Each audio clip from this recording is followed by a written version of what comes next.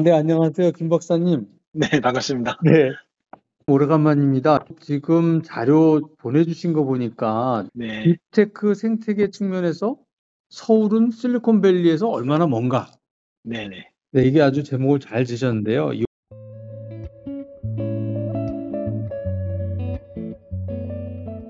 한 네 개의 주제로 나눠주셨는데, 첫 네, 번째 주제가 서울과 실리콘밸리 얼마나 먼가. 세 네, 번째 주제가 교수 창업제도. 네, 그다음에 네 번째가 VC 역할과 자본시장 궤도 뭐 네, 이런 식으로 나눠져 있어서 관련된 걸로 좀 질문하고 설명해 주시면 감사하겠습니다. 네, 그러겠습니다. 예, 네. 김 박사님이 작성하신 자료 4쪽에 네, 서울이 보니까 스타트업 생태계에서 경쟁력이 실리콘밸리하고 점점 가까워지고 있더라고요. 22 수준에서 9위까지 올라갔으니까 이건 대단한 발전인 것 같거든요. 네네, 이 슬라이드의 왼쪽 편에 보니까 빨간색으로 서울이 올라가는 게 보이는데 네네. 2000년에서 2022년까지 아주 급격히 증가를 하고 있더라고요. 그러네요. 예, 예. 요게 급격히 증가했다가 23년도에는 조금 멈칫하고 24년도도 지금 멈칫하고 있는 것 같은데 네네, 이런 상황을 보면은 전반적으로 우리나라 서울의 스타트업 생태계가 괜찮다라고 네. 평가를 해주시는 거겠네요. 일단 지표상으로 그렇게 나타난다는 거죠. 예, 네네. 요 네, 지표가 이제 여러 가지 내용들을 많이 갖고 있을 텐데, 5쪽에 보니까 지표에 대한 이야기들이 좀 나와 있더라고요. 이런 지표, 예, 이런 지표, 이런 그렇습니다. 지표를 다 예, 모아서 했다. 예, 예, 이렇게 나오는데, 예, 5쪽으로 넘어가기 전에 4쪽에 오른쪽에 있는 걸 보니까 특이한 것은 실리콘밸리나 런던이나 뉴욕은 1등과 2등을 뭐 내내 꾸준히 2020년부터 2024년까지 유지를 하고 있고, 네. 반면에 오히려 베이징을 보니까 좀 떨어지더라고요. 그러네요. 네, 이게 순위가 보니까 이게 지금 베이징이 여기 보니까 4등에서 예, 4등에서 8등으로 떨어졌는데, 떨어졌습니다. 예, 예, 예. 그래서 내가, 이것도 나중에 한번 누가 이쪽 내용을 좀 아시는 분이 있으면 물어봐야 되겠다. 그런 예. 생각이 듭니다. 아마 미중 갈등 문제가 클 것 같은데요. 그렇겠죠. 그렇겠죠. 네, 그러니까 네, 2023년도, 24년도가 계속 어려워지는 상황이 되겠네요. 네, 그럴 것 같습니다. 예, 네네. 네, 5쪽에 보니까 랭킹을 만들게 되는 지표들이 네, 네, 성과라는 거 있고 펀딩이 얼마나 되는지 인재가 얼마나 많은지 그다음에 뭐 경험이 얼마나 많은 사람들인지 그다음에 시장에 얼마나 가까운 건지 지식 기반인지 이런 걸 가지고 보니까 이 지표를 만들고 요거를 전부 이렇게 모아가지고 이제 점수를 낸 것 내고 같습니다. 예, 네, 예, 등수를 냈나 봐요. 예, 그런 것 같습니다. 예, 네네.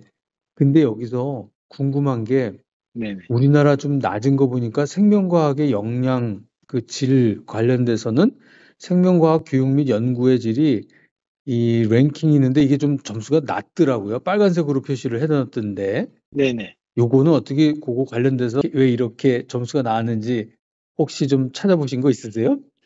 제가 그 상하 랭킹을 찾아보진 않았는데요. 제 네, 추측으로는 네, 생명과학 교육의 전국 분포가 아니고 네.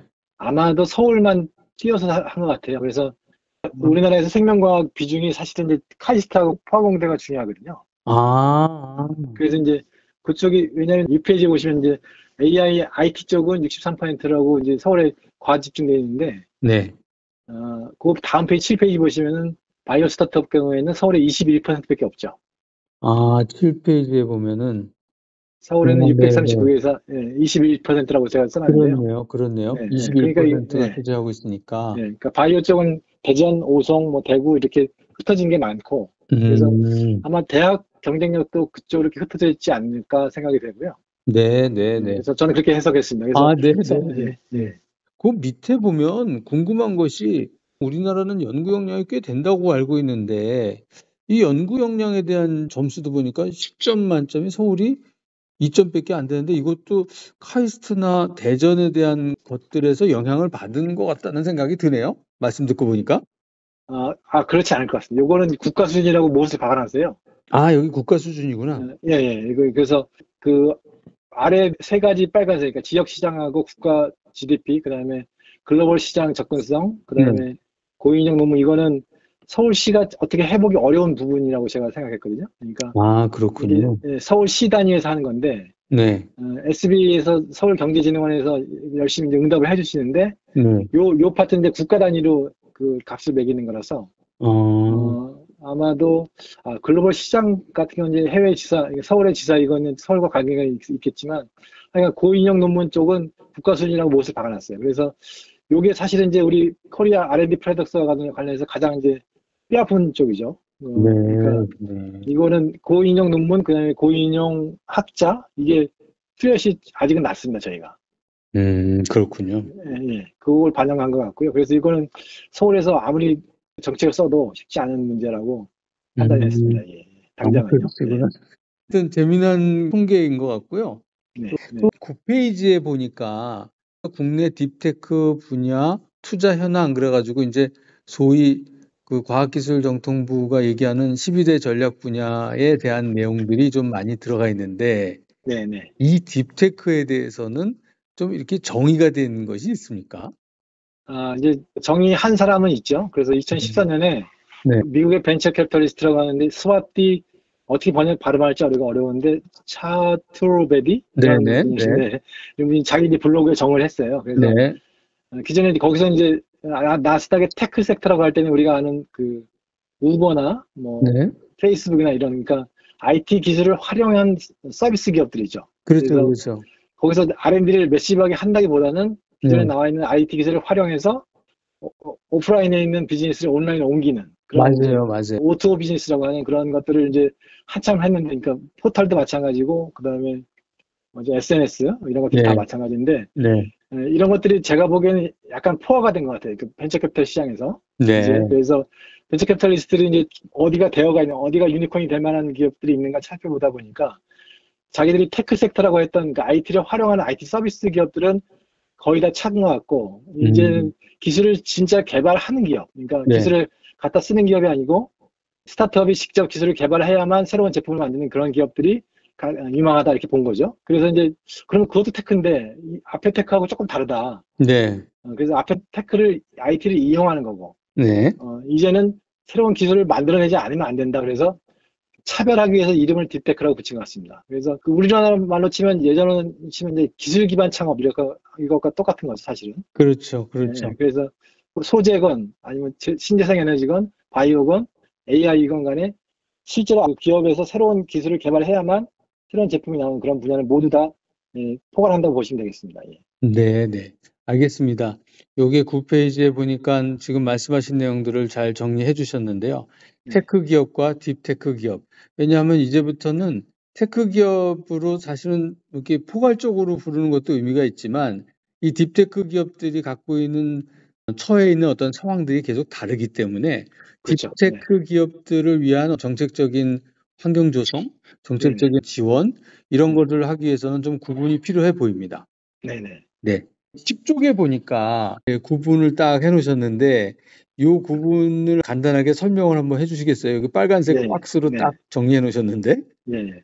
이게 잘 이제 정리가 된 건데요. 네, 그러니까 아마 이게 외국 문헌들 잘 보시고 이제 우리 산업연구원의 김정호 박사께서 잘 정리하셨는데 오른쪽은 우리가 잘 아니까 우버나 에어비앤비 같은 기업들 상상하시면 되고요. 네, 그래서 기존의 기술을 가지고 새로운 비즈니스를 창출하는 그 비즈니스 모델 혁신이 초점이 되기 때문에 빨리 사업할 수 있고 초기 자본이 크게 크지 않고 네, 여기서 이제 마켓 리스크라고 하는데 하여튼 제품이나 서비스는 개발되는 건 어렵지 않은데 네, 이게 마켓에서 먹힐 것이냐 네, 과연 소비자들이 사줄 것이냐 네, 이용할 것이냐 이것이 이제 리스크가 있는 거죠. 네, 거기에 비해서 딥테크 기업들은 테크놀로지 리스크 기술 위험이 같이 있죠. 그래서 제품 개발이 될지 안 될지 자체가 확실하지 않다는 거죠. 그렇죠. 그래서 상대적으로 이제 기술 개발들이 오래 걸리고 또 초기 자본 투자가 많이 들어가는 경우도 있고 그래서 대표적인 게 바이오인데요. 네, 바이오는 뭐 한 신약 개발 끝까지 하려고 한다면 1조 5천억 정도 들고 아이고야, 한 15년 정도 걸리고 아이고야, 그리고 가장 중요한 거는 임상 일상에 들어간 기업 아이템 중에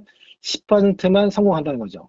네, 그래서 10개의 프로젝트를 돌려야 한 개를 성공할 수 있는 그런 그 통계적 확률이 있는데 네, 그러니까 제품이 안 나올 수 있는 확률이 90%라는 거잖아요. 그렇죠. 그러니까 엄청난 기술 위험이 있는 거죠. 그래서 네, 그걸 넘어서면 상대적으로 좀 마켓 위험은 좀 작습니다. 여기는 어떤 메디컬 언메 니드가 분명히 있고 거기에 대해서 어떤 약을 개발하는데 성공하기만 하면 잘 팔리는 건 뻔하기 때문에 네. 그거는 이제 예상할 수 있지만 하여간 제품을 만들어내는 것 자체가 불확실하다는 게 가장 큰 핸디캡이죠. 그래서 이거는 기존의 테크 기업들을 펀딩하는 시스템과 좀 달라야 된다. 네, 맞습니다. 네, 라는 저도 게 현장에서 이제 그렇게 핵심이죠. 느낍니다. 예, 네, 네, 예.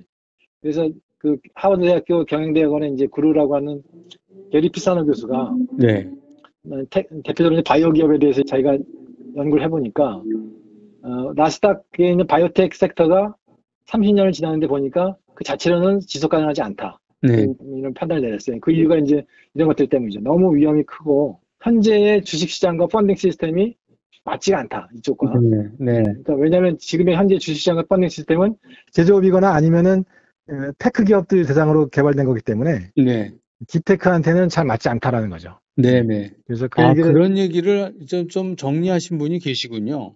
네, 있습니다. 그래서 이게 이제 사이언스 비즈니스라는 책을 2006년에 냈는데요. 네, 게리 피사노가요. 그래서 네, 그러니까 미국 바이오텍은 1976년에서 시작됐다고 볼 수 있기 때문에 딱 30년 정리를 한 거죠. 미국의 바이오텍을. 음, 그래서 음, 그러니까 실리콘밸리에서 발전된 IT를 대상으로 발전된 음, 펀딩과 엑시트 시스템이 잘 발달되어 있었는데 네, 그거를 빌려서 바이오텍이 차용했다는 겁니다. 그런데 그걸 가지고 이제 30년을 돌려보니까 네, 잘 굴러가고 있는 것 같지만 자기가 보기에는 상당히 문제가 많다. 이렇게 판단한 거죠. 네. 네, 그래서 이제 그것에 대해서 좀 갑론을박이 있을 수는 있습니다. 근데 그걸 이제 시도해서 봤다는 게 좀 의미가 있고 또 BT에 잘 안 맞다고 하는 그 주장점들이 세부적인 내용들이 중요한 얘기들이거든요. 그래서 그건 볼 필요가 있죠. 그걸 한번 봐야 된다는 게 저희 생각입니다. 예. 네. 김 박사님 그거 아주 잘 지적을 해주신 것 같습니다. 현장에서 느끼기에도 제가 무슨 얘기를 하냐면 데스밸리가 한 개가 아니고 네네. 딥테크 분야를 가면 두 개일 때도 있고 막 세 개일 때도 있는 거예요. 맞죠. 예. 기술 개발을 하는 데 있어서도 일단 문제가 있는데 그것도 하나도 아니고 두 개가 될 수 있고 세 개도 될 수 있는데 예. 뭐 이 마켓 리스크는 뭐 계속 어느 쪽이나 다 있는 거라고 보기 때문에 네네. 이 마켓 리스크 들어가기 전에 기술적인 위험, 이 테크놀로지 리스크를 줄이기 위해서 뭔가 정부가 지원을 하거나 우리 네. 사회가 같이 위험을 나눠 가질 수 있는 네. 그런 상황. 그러려면은 결국 모험 자본이 좀 들어와야 되는데 이 모험 자본이 지금 우리나라에는 아직 제대로 만들어져 있지 않아 가지고 네네. 지금 딥테크 하시는 분들이 아주 어려워하고 계신 것 같습니다. 네, 맞습니다. 예. 네. 그리고 여기 보니까 저는 오히려 인제 김 박사님이 나중에 이 표를 좀 정리하실 적에 조금 더 길게 잡으셨으면 좋겠다고 생각되는 것이 예. 이게 딥테크가 4년에서 5년 동안 기술 개발 및 사업화 기간이라고 생각하는데 제가 보니까 이거 현장에서 한 7년, 8년 갈 것 같아요. 그렇죠. 이제 거기에 이제 아마 평균을 낸 것 같고요. 네네. 특히 이제 바이오 쪽으로 갈수록 뭐 한도 끝도 없죠. 이거 아주 엄청 오래 걸리기 때문에 네네. 굉장히 숨이 길게 이 대체 투자를 해야 되는 상황이 아닌가. 네네. 맞습니다. 그렇게 예. 생각이 듭니다. 네. 상대적으로 기존의 기술을 이용해 가지고 시장에 빨리 접근해 가지고 광고를 잘해서 또 이 고객을 끌어당기는 비즈니스하고는 너무 차이가 많이 나는 것 같습니다. 네, 맞습니다. 거기에 이제 비즈니스 모델이 수익을 낼 수 있느냐가 이제 관건이 되는 건데, 그렇죠. 이쪽은 아예 제품 자체가 나올 수 있느냐가 이제 큰 불확실성이 있는 거죠. 예. 네. 그래서 제가 딥테크 하시는 분들 보고 너무 한 가지 비즈니스에만 한 시장이나 한 고객 거기만 너무 열심히 보고서 거기에 목을 메고 있으면 안 되고 그 기술을 가지고 좀 다른 쪽으로 가서 조금 더 쉽게 매출을 올릴 수 있는 방법이 뭐가 있을지 예, 예. 그거를 좀 고민을 같이 하자고 하는데 이제 다들 어려워들 하시죠. 네네. 하여튼 10페이지 얘기도 잘 들었습니다.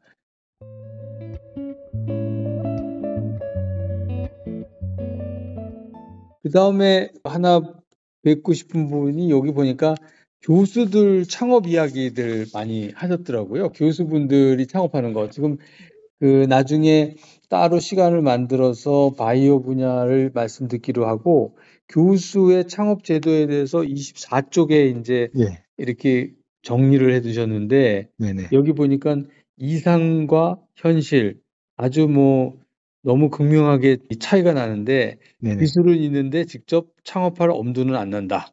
예, 그렇습니다. 예. 이게 직접 현장에 계신 분들 몇 분 얘기 들어보시니까 어떠세요? 그분들이 뭐라고 하던가요? 뭐가 제일 어렵다고 생각하시던가요? 대부분은 이제 가슴 속에 빚은 하나 꽂고 있죠. 기술을 하나씩 꽂고 있다. 네.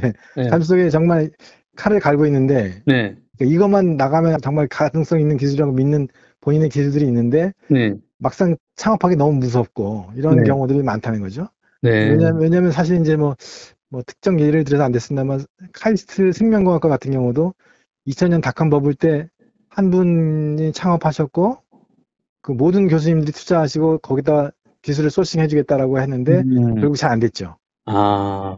그래서 그분이 아마 퇴직까지 하시고 하여간 별로 안 좋게 끝났는데 그런 음. 경우를 같은 과에서 한번 경험을 하셨기 때문에 음. 그것이 쉽게 아무나 할 수 있는 게 아니다라는 것을 이제 다 아신 거죠. 다 한 예, 번쯤 다 보셨구나. 예, 한번 크게 되신 경험들이 꽤 있으십니다. 예, 그러니깐 창업할 엄두가 안 난다. 예. 그런 것들이 이제 온고잉하게 지금 진행되고 있죠, 사실. 지금도 그런 분위기겠네요. 예, 그래서 아시는 서울대 모 교수님, 뭐 포항공대 모 교수님도 창업 스타트업들이 개발에 실패해가지고 아까 그 기술 위험 그걸 넘지 못해가지고 예, 그걸 넘지 못해서 거의 이제 파산 단계에 가는 것들도 많고요. 그래서 아. 그 일상적으로 벌어지는 일들이라서 사실 이제 그게 당연한 거죠. 네네. 어떻게 보면 그래서 당연하죠. 그걸 이제 옆에서 보시면 쉽지 않은데 근데 그 중에서 또 잘하시는 분들 여전히 계시긴 하고요. 아, 네. 예, 그렇습니다. 근데 하여간 2000년에 비해서 보다는 좀 나이브하지 않다. 교수님들이 음. 지금은 예, 그렇게 볼 수 있고요. 음. 그렇지만 통계를 내보면 엄청나게 많이 하고 계십니다. 네네. 최근에도 조선일보에도 그런 뉴스가 나왔었죠. 네, 교수 창업이 많이 늘었다고. 예, 예, 맞습니다. 김 박사님이 작성하신 자료 25쪽을 보니까 재밌는데 미국의 대학은 한국 대학에 비해서 교수 창업이 매우 활발하다. 그럴까? 라고 이제 질문하셨고 예, 한국도 교수 창업을 활성화하려면 휴직, 겸직 제도를 확대해야 된다. 그렇게 말씀하시면서 미국도 그런가? 뭐 이제 이런 질문을 하셨는데 요 25쪽과 관련돼서 상황을 한번 좀 말씀해 주시겠습니까? 여기 제가 이 리포트를 쓸 때까지의 네. 거의 모든 언론 기사들이 네. 교수 창업을 특집으로 다룰 때 네. 천편일률적으로 이 두 가지를 얘기했었어요. 아. 스탠포드는 뭐 모든 대학 교수들이 다 창업한다더라. 네. 뭐 거의 모든 공대 교수들이 다 창업하는 상황이다. 네. 우리나라는 뭐 하냐? 그다음에 뭐 어떤 칼럼이 있었죠. 연대는 졸업생들이 얼마나 공직에 가느냐를 자랑하는데 스탠포드 총장이 음. 와서 연설할 때 우리는 졸업자들이 얼마나 창업을 하는지 자랑한다. 뭐 예를 음. 들면 그렇게 하면서 교수들도 많이 창업을 한다라고 이렇게 얘기하면서 우리나라는 휴겸직 제도가 안 돼 있기 때문에 창업을 못한다. 이렇게 이제 결론을 많이 내는 거죠. 아, 휴직 및 겸직 제도가 안 돼서 예, 우리는 예, 못한다. 예. 그래서 네. 지금 현재 뭐 공식적으로 30%인가 뭐 그 휴겸직 제도가 잘 되는 학교가 많지 않거든요. 네. 그래서 그렇게 논리를 이어가는데 실제로 보면 이게 좀 문제가 있는 얘기라는 거죠. 네, 네. 오류가 많다는 겁니다. 네. 그러면 지금 현재 26쪽에 보면 네, 이 한국과 미국의 교수 창업 비교한 숫자들이 이렇게 나와 있는데 네네. 요 숫자를 가지고 잠깐 설명을 해 주시겠어요? 미국 대학교가 왼쪽에 있고 예, 이게 이제 미국의 이제 오른쪽에 공식 한국 자료입니다. 대학교. 예, 예. 네. AUTM이라고 이제 우리나라로 치면 산학협력단의 그 모임이죠. 전체가 같이 연합회인데 거기서 이제 매년 서베이를 하는 걸 공식 통계를 냈는데 네. 중간쯤에 밑에 네 번째 줄에 신규 창업 네, C라고 나와 있죠. 네, 빨간색으로 빨간색으로. 나왔네요. 미국 전역에 한 1000건 정도로 스테디합니다. 큰 변화 없이 어, 계속 진행되고 있죠. 그러네요. 네, 그러네요. 근데 우리나라는 137건에서 280건까지 확 크게 빨리 증가하고 있고요. 어, 지금은 저게 2019년 데이터니까 지금은 훨씬 더 많이 증가했습니다. 한 400건, 500건까지 증가했는데, 네네. 4,500건으로 제가 봤던 네, 기억이 납니다. 네. 그래서 절대 수는 이제 미국이 많지만, 네. 자, 이거를 미국 대학들이 쓰는 총 연구비로 네. 나누면 네. 우리나라가 미국에 비해서 3배가 많습니다. 창업이. 오. 그또 GDP 대비로 나눠도 또 비슷하게 3.3배가 많습니다. 우리나라가. 아, 그렇구나. 예. 그러니까 연구비에 비해서 3배나 더 교수들이 창업을 많이 한다는 거죠. 네. 그 맨 마지막 줄에 예. 교수 창업의 절대치는 미국이 크지만 예. 연구비 대비로는 한국이 3배가 많고 예. 예. GDP 대비로는 3.3배, 그것도 한 3배쯤 많다. 예, 그렇습니다. 이렇게 결론 내셨네요. 예, 예. 그 이유는 이제 그 뒤에 나오는데요. 네. 제도가 다릅니다. 우리랑. 그러면 이제 그 제도가 다른 거는 27페이지. 예, 27페이지. 27페이지를 내용을 좀 설명해 예. 주시면 되겠네요. 대학마다 약간씩 이제 차이가 있긴 하지만 네, 기본적으로 교수 창업에 대해서 두 가지 문제를 엄격하게 다룹니다. 이해상충 문제하고 네, 성실 의무 상충 문제. 성실 의무 상충 문제는 이제 투잡을 못 뛰게 하는 거죠. 네, 네, 네, 그래서 전형적인 게 이제 스탠포드의 규칙인데 C 레벨의 상임직 임원을 겸직하는 걸 금지하고요. 네, 오직 어드바이저 역할만 할 수 있게 돼 있고 일주일에 하루만 어, 외부 기업 일을 할 수 있게 돼 있습니다. 네, 그게 이제 MIT, 스탠퍼드 마찬가지고요. 네, 이제 UC 리그 쪽이 조금 거기 이제 CEO도 겸직할 수 있도록 했지만 여전히 일주일에 하루만 할 수 있도록 돼 있습니다. 아, 그러시구나. 예. 그래서 약간 CEO를 허용하는 데도 있고 안 하는 데도 있지만 결론적으로는 거의 비슷한 게 이유가 일주일에 하루밖에 일을 못 하게 돼 있어요. 근데 그 일주일이라는 게 예를 들어서 월화수목금 중에 하루는 할 수 있다. 그 다음에 토요일 날, 일요일 날 나가서 하는 것까지는 그 뭐 카운트 안 하겠죠? 그러겠죠. 그러겠죠. 예, 예. 예. 그러니까 예. 그래서 사실은 할 예. 수만 있으면 7일 중에 3일은 할 수도 있는 거네요. 그렇죠. 웍데이만 한다면 예. 네네. 그렇게 할 수 있겠는데 아, 예. 그렇게 하는데 근데 그리고 중요한 학교에서 건 강의나 무슨 어떤 연구 활동에 여러 가지 제약을, 그것 때문에 제한을 받으면 안 되니, 기업 활동 때문에 예, 제한을 받으면 그렇죠. 안 되니까, 예, 예. 그거를 좀 막기 위해서 분명히 시간을 규정을 해 놓은 셈이네요. 예, 그렇습니다. 그러니까 아마도 창업을 이유로 그 뭐죠 강의를 면제받거나 이러진 않을 것 같고요. 네. 거기는 아마 강의 면제를 하려면 본인이 연구비를 따서 연구비로 얼마를 내는 그런 제도가 있더라고요. 네. 그래서 강의를 축소할 수는 있지만 창업을 이유로 강의를 축소하지는 않는 것 같고요. 네. 그다음에 중요한 게 시설을 같이 쓰지 못하게 합니다. 아, 우리는 사실은 다 우리는 다 쓰잖아요. 쓰게 하는데 거기는 절대 학내 랩에서 창업을 하지 못하게 하고 밖에 나가서 하게 하고요. 아, 그다음에 절대 학생을 고용 못하게 돼 있습니다. 자기가 예, 만들어 가는 그 회사 안에. 예, 자기 랩에 학생들 채용 못하게 돼 있고요. 아, 그다음에 그렇구나. 복잡한 문제인데 그 첫 번째 특허를 내서 특허를 이제 이전해서 자기가 창업을 했다 쳐도 네. 후속 특허를 낼 때 기업을 내고 이런 것들에 대해서 철저하게 감독을 하죠. 아, 우리는 두 번째 특허부터는 사실은 기업에서 내고 하는 예, 것 그래서 때문에 실무자들이 이거를 글쎄 그걸 감독한다고 그래야 되나? 뭐 어떻게 행정 지도를 해야 된다는 표현이 뭐가 맞는지 예, 모르겠는데. 예. 그래서 두 번째 특허를도 만약 학교에 귀속이 되면 그 특허를 이전할 때도 그 원래 기업한테 우선순위를 주지 않는데요. 어. 똑같이 균등한 기회를 주는데 하여간 한마디로 얘기해서 리서치 브랜치, 리서치 암이 될 수는 없다. 아. 학교 랩이 해당 기업의 리서치 암이 될 수는 없다라는 게 스탠퍼드의 중요한 원칙이고요. 이야, 어, 그거 우리랑 많이 다르네. 우리는 네, 정말 그리고 그런 관계 없이 막 갖고 있는데. 예, 우리 MIT 이제 밥 랭어라고 화공과의 모더나를 창업한 이제 유명한 교수가 계신데 네네네. 40건 이상 창업하셨죠. 근데 그분 홈페이지 가보면 네. 어마어마한 학술적 기여와 뭐 공직에 대한 기여, 공적 기여 이런 것들이 다 써 있는데 네. 창업에 대한 얘기가 한마디도 없어요. 아, 그래요? 예. 아니, 거기는 모더나를 창업하신 분이 예, 모더나 얘기가 하나도 없어요? 하나도 없습니다. 그래서 음. 학교에서 공식적인 내용 홈페이지에는 그게 없고, 그러니까 그거는 우리의 일이 아니다라고 이제 선을 긋는 것 같은 느낌이 들고, 아. 그래서 하려면 하고, 그래서 보통 어떻게 되냐면 이렇게 되면 교수들이 자기 일을 하면서 해야 되니까 그 풀타임을 못 하죠. 그렇기 때문에 VC들이 대주주가 돼서 들어옵니다. 아, 그렇구나. 여기는 완전 주주 자본주의여서 음. 우리처럼 창투사가 뭐 경영진의 목적 투자를 못하게 한다 이런 게 없고 그런 게 음. 전혀 제한이 없기 때문에 보통 VC가 먼저 이야기를 걸을 때가 많고요. 어, 그러면 지금 말씀하시는 거를 보니까 33쪽의 슬라이드를 가지고 좀 예, 설명해 주시면 좋을 것 같습니다. 33쪽에 보니까 기술 창업의 세 가지 요소인 기술, 경영, 자금의 역할 분담을 어떻게 하느냐에 따라 세 가지로 구분이 가능하다 하고서 네네, 설명을 해 예, 주셨는데, 이 예. 세 가지 모델을 간단하게 좀 설명 좀 해 주시겠습니까? 이게 미국의 모델인데요. 네. 세 번째 모델이 제일 많고요, 일반적이고요. 아, 그러니까 기술은 창업자가 되는데 VC가 자금을 투자하면서 전문 경영자를 같이 데리고 옵니다. 네, 네. 이걸 갖다 이제 엔트러프너니어 인 레지던스라고 해서 우리로 번역을 하면 뭐 초빙 기업가, 뭐 상주 기업가 이렇게 번역하는데요. 아, 그러니까 VC와 같이 일하는 40대 후반, 50대 초반 정도 되는 산전수전 다 겪은 그러니까 음, 베테랑 전문직 경영 전문가죠. 네, 이런 분들이 거기 많으니까 생계가 음, 나이가 오래돼서 그래서 네, 그런 분들 같이 데리고 들어와서 창업을 하면 이제 그분이 CEO를 만든 거죠. 마치 그 모더나의 CEO가 뱅상 누구더라?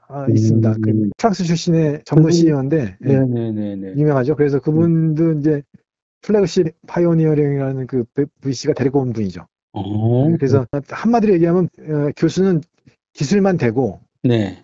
돈도 투자하지 않고 대신 한 3%에서 5% 정도 소수 지분을 받습니다. 아, 3에서 5% 정도의 네, 지분만 가지고 있다. 가지고 그리고 실제로 지금 밥 레모 교수가 지금 한 3% 갖고 있거든요. 모더나에. 아, 네. 네. 굉장히 많이 있는 거라고 볼 수 있고요. 아, 지금 그게 이미 워낙 가치가 높으니까. 그쵸 희석된 상태에서 3%면 처음엔 아마 15% 정도, 20% 정도 줬을 가능성이 큽니다. 네, 그래서 하여간 이렇게 창업할 경우는 80에서 85%를 VC가 지분을 가져가고요. 네. 나머지 15에서 20%를 창업자 플러스 스톡 옵션을 놔둡니다. 잠깐만요. 그러니까 VC가 80에서 85% 정도를 가지고 창업자하고 지분, 같이 시작을 했다가 네, 시작하고, 하다가 전문 경영자가 들어오면 전문 경영자한테는 스탁 옵션을 주는 거네요. 그쵸. 네, 스톡 옵션을 음, 주고, 음. 아마도 기술을 제공한 창업자, 파운더보다 더 많이 줄지도 모르죠.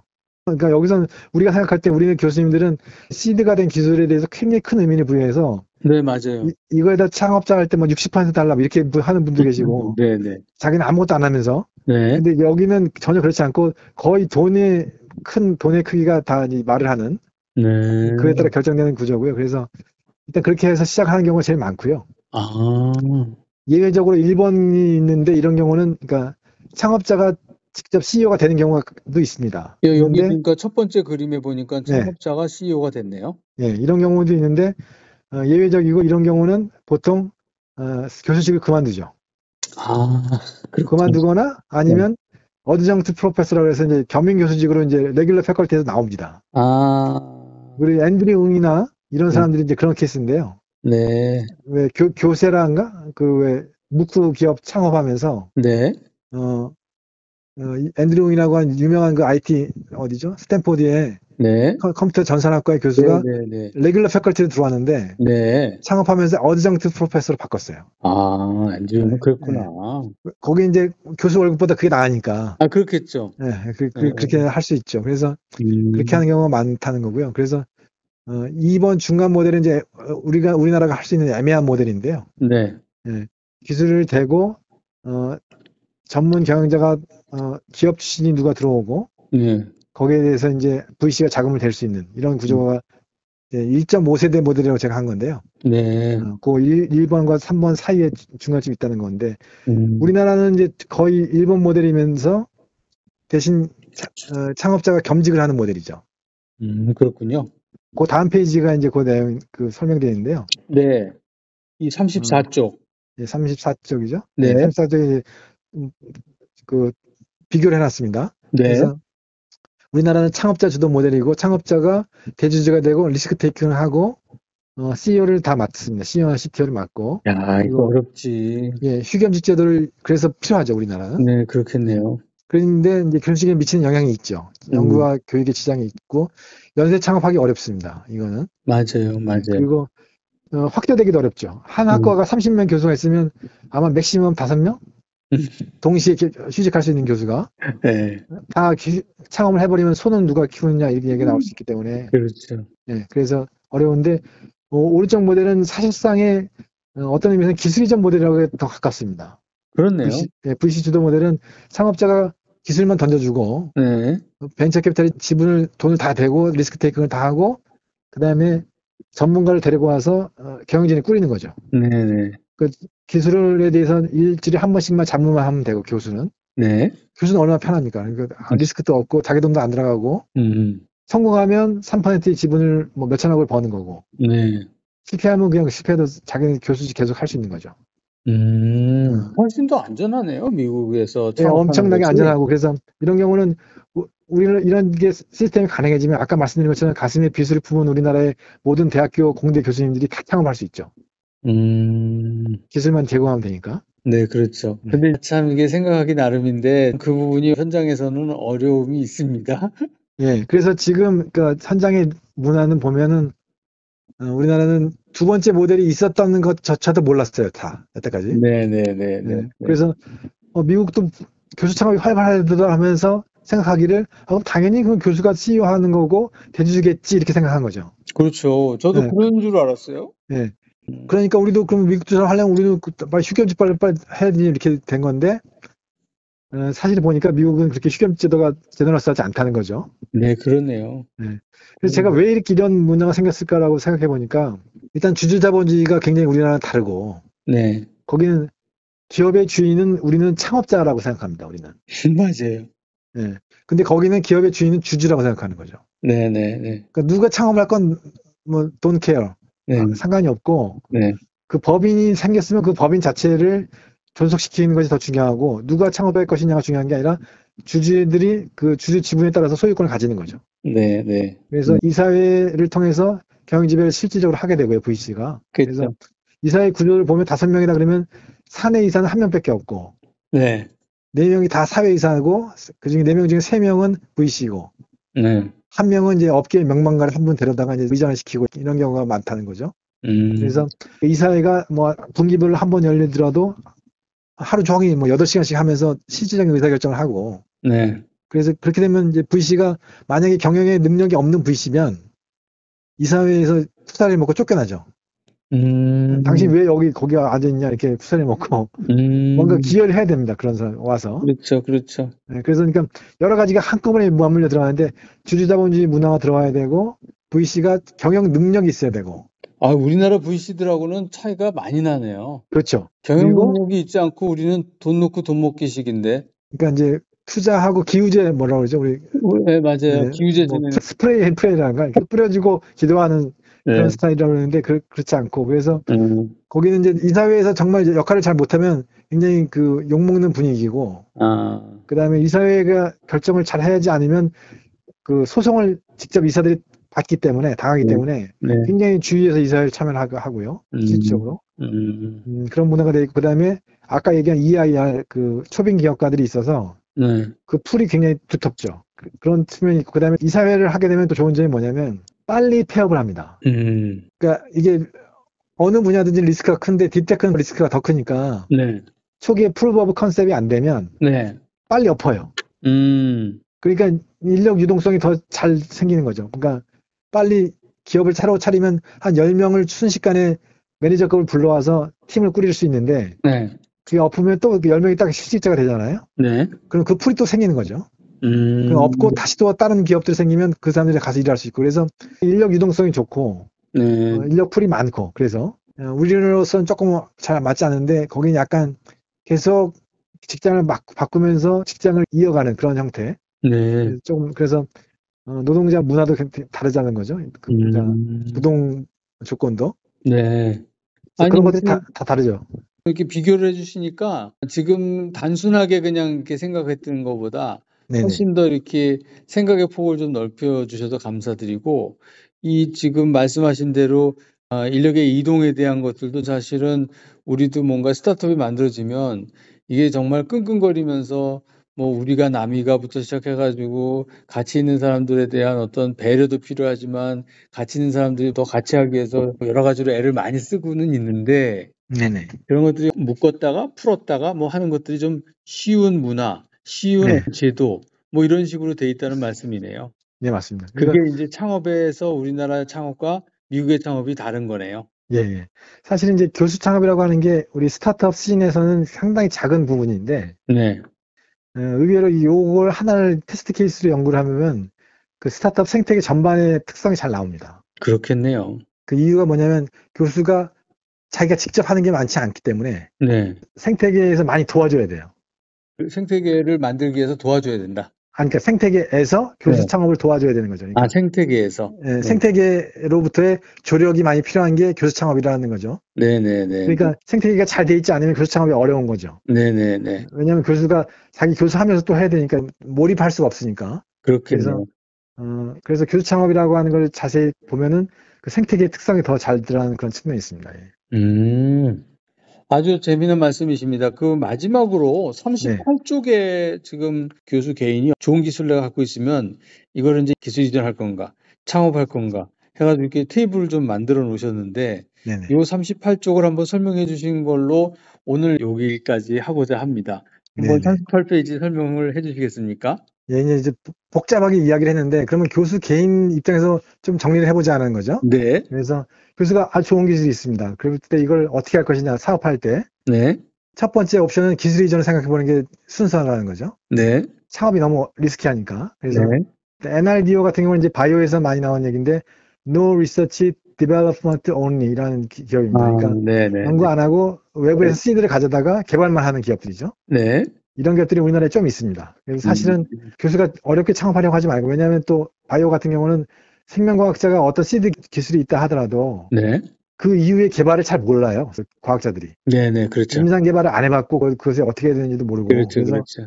맨 땅에 헤딩 안으로 배우면서 하느니 네, 그것만 잘하는 조직이 있다는 거죠. 네, 있습니다. 맞습니다. 그런 조직에 대해서 기술 네, 이전 해보는 걸 검토해보자 네, 네, 라는 거, 아니면 대기업이 가져가면 더 좋고요.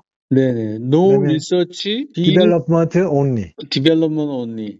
바이오 쪽에서 이런 경우가 네, 많고요. 네. 그리고 미국에서는 VC가 조직한 이런 NRDO 기업들이 따로 있습니다. 예. 아, VC가 따로 이런 프로젝트성 기업을 계속 만드는 거죠.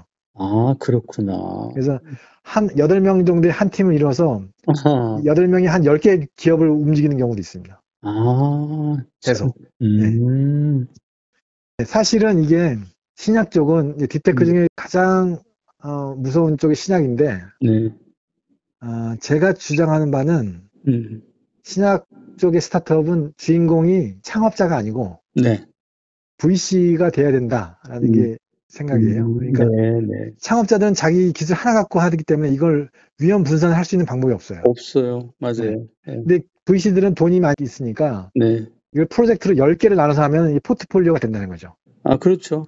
네. 그러면 창업자는, 기술 제공하는 창업자들은 자기 돈은 안 들어가니까 리스크 테이킹 안 하고, 자기 돈을 집어넣는 VC들은 10개를 집어넣고 보기 때문에 리스크 해지를 할 수가 있죠. 그렇겠죠. 그렇게 되면 이제 생태계에서 아무도 리스크 테이킹을 안 할 수가 있다는 거예요. 그렇게 되면. 네, 네, 네, 네. 그래서 제가 보기에는 VC가 아까 경영 역량이 있고 하여튼 여러 가지 역량이 있는 그런 새로운 VC가 나타나는 것이 딥테크의 기술적 위험을 해결할 수 있는 하나의 방법이다라고 생각합니다. 예. 야, 이거 굉장히 어려운 도전인데요. 벤처 네. 캐피탈 보고 주인이 되라. 네, 그다음에 그렇습니다. 실제로 매니지먼트에 대한 이슈를 그쪽에서 책임져라. 예, 예. 그다음에 포트폴리오를 가지고 리스크를 해지하는 거를 너희가 담당해라. 이런 예, 메시지네요. 맞습니다. 예. 실제로 미국에서 한 바이오텍 기업들 중에, 그러니까 VC 투자를 받는 기업들 중에 한 3, 40%가 그런 개념입니다. 아, 그렇구나. 예. 그 VC가 처음부터 기획을 해서 음, 창업한 그런 케이스들이죠. 음, 그래서 그게 이제 생태계 발전 경로라고 생각되고요. 그래서 네, 창업을 한다고 결정했을 때, 결정해야 되는 교수, 창업자 주도 모델로 갈 거냐, 창업자 자문 모델로 갈 거냐, 네, 판단을 해야 되는데, 창업자 주도 모델은 지금처럼 하면 되는데, 엄청 어려울 거다. 네, 하는 거고요. 창업자 자문 모델로 가면은 이건 이제 미국식으로 가야 되는데, 네, 이거 자기가 직접 CEO를 물색하는 방법이 하나 있고요. 네, VC와 함께 손을 잡고 기획 창업을 하는 경우가 있을 수 있고요. 네, 네, 그다음에 아니면은 그 기술 지주회사 같이 네, 다른 기타 전문 조직과 기획 창업하는 경우가 있습니다. 요즘 음, 컴퍼니 빌더 네, 네, 이런 분들이 뭐 조금씩 생겨나잖아요, 네, 네, 우리나라에도요. 네, 네. 네, 그런 분들하고 같이 할 수 있다는 거죠. 네, 네, 그래서 이렇게 해서 직접 할 수도 있지만 되도록이면 그 리스크를 자기가 지지 말고 네, 또 경영도 자기가 하지 말고 다른 옵션을 한번 생각해 보자는 겁니다. 네, 네, 네, 그래서 이제 고려사항은 테크놀로지 리스크 리소스인데, 기술이 얼마나 자기가 자신이 있느냐, 네, 이것도 관계가 있을 거고, 그 다음에 내가 어느 선까지 리스크를 테킹할 수 있겠느냐는 거고요. 네, 진단기기 하시는 시젠이라는 회사는 이화여대 교수 하시다가 창업을 하셨거든요. 네, 거기는 이제 기술에 대한 확신이 있었기 때문에 네. 교수 그만두셨어요. 아, 그러셨군. 그리고 가족들한테 투자를 받았어요. VC 투자도 안 받고. 가족들이요? 예, 그 가족 중에 삼성 출신 뭐 임원이 있으셨다고 하더라고요. 그래서 아, 이제 결국 VC 투자도 많이 안 받고, 그래서 여기가 굉장히 알짜 기업이면서 실력도 있는 기업인데, 음, 우리 전통적인 그런 형태가 된 거죠. 아, 제조업 그렇구나. 기업이 된 그런 거죠. 사례를 하나 만드신 거네. 네, 그렇죠. 그러니까 그렇게 할 수도 있는 건데, 거기에 이제 기술에 대한 확신, 네. 그 리스크 테이킹을 자기가 하겠다는 거. 그다음에 그렇게 할 수 있었던 건 그만큼 가족들의 자금력이 있었다는 거죠. 거긴 또 독특한 케이스죠. 그다음에 리소스가 얼마큼 있느냐. 네. 네, 이런 것들을 고려해봐야 된다는 겁니다. 그래서 대부분은 악시젠 모델이 나오긴 쉽지 않죠. 예. 네, 그렇겠네요. 네. 그렇겠네요. 하여튼 그 38페이지까지 내용 잘 설명해 주셔서 아마 교수 창업을 하시는 분들이 이 방송을 들으시고 좋은 힌트를 좀 얻으셨으면 좋겠네요. 나는 네. 어디로 가야 될지. 예. 제가 나중에 뭐 지금 저도 사실은 여러 가지 그 일들을 하고 있는데 그 중에서도 이 창업과 관련된 거를 좀 많이 공부도 시키고 같이 컨설팅도 해드리고 있는데 지금 오늘 김 박사님 말씀하신 것까지 포함해서 네네. 김 박사님하고 바이오 분야에 대해서 어떤 식으로 창업을 하는 게 좋을지를 한번 세션을 만들어서 제가 들으실 분들도 좀 모아지면 네네. 한번 제가 김 박사님 초대하도록 하겠습니다. 예, 영광입니다. 예. 감사합니다. 오늘 시간 내주셔서 감사합니다. 네네, 감사합니다. 감사합니다. 안녕히 네, 계세요. 추천해 주셔서 감사합니다. 네.